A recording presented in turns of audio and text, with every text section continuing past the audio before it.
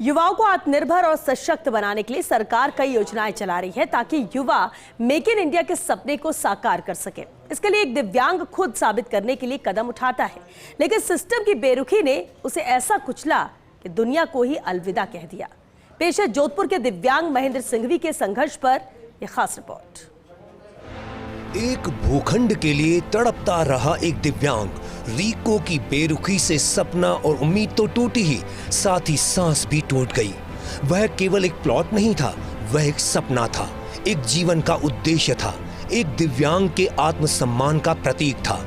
लेकिन रीको की चुप्पी और सरकारी संवेदनहीनता ने उस सपने को ऐसा कुचला। 14 वर्षों की जद्दोजहद के बाद दिव्यांग उद्यमी ने आखिरकार हार मान ली और इस दुनिया को अलविदा कह दिया। महेंद्र सिंघवी का संघर्ष। जोधपुर के दिव्यांग उद्यमी महेंद्र सिंघवी को वर्ष 2010 में विकलांग कोटे से Abu road growth centre second में भूखंड संख्या G148 आवंटित किया गया। यह उनकी जिंदगी का सबसे बड़ा मौका था, एक आत्मनिर्भर जीवन की ओर कदम बढ़ाने का। ऐसे में 1498.23 वर्ग मीटर भूमि पर पूजा ओवरसीज नाम से एक यूनिट स्थापित करने की तैयारी उन्होंने पूरे जोश से शुरू की। बाउंड्री वॉल बनी, पानी का कनेक्शन लिया, निर्माण शुरू हुआ। लेकिन फिर सामने आई वो त्रासदी जिसने उनकी जिंदगी बदल दी। जमीन निकली कम। नाप तोल में ये भूमि 335.65 वर्ग मीटर कम पाई गई।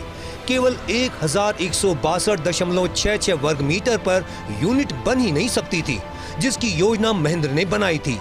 लेकिन न रीको ने गलती मानी, न समाधान दिया, उल्टा उन्हें दौड़ाया गया। टालते रहे, धमकाते रहे और अंत में नियमानुसार जितनी जमीन है उतनी ही लोगे, वरना निरस्तीकरण कहकर नोटिस थमा दिया। 14 वर्षों का संघर्ष और खामोश मौत।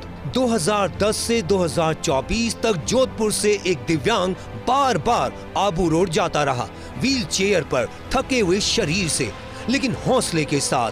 कोविड के बाद शरीर जवाब देने लगा, बिस्तर से उठ भी नहीं पाते थे, लेकिन पत्र लिखना बंद नहीं किया।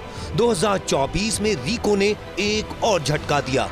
अब जितनी जमीन मिली है वो भी लेने का नोटिस जारी कर दिया गया। फरवरी 2025 में सपना और सांस टूटी। फरवरी 2025 में जब उन्हें मालूम चला कि रीको ने उनके भूखंड के निरस्तीकरण की प्रक्रिया पूरी कर ली, ये वही दिन था जब महेंद्र सिंघवी अंदर से पूरी तरह टूट गए। उन्होंने अपने परिवार को बुलाया, पेपर्स दिखाए और भतीजे रौनक सिंघवी से कहा, बेटा, तेरे बड़े पापा ने ये प्लॉट पाने के लिए अपनी पूरी जिंदगी लगा दी। और उन्होंने इन आखिरी शब्दों के साथ दुनिया को अलविदा कह दिया।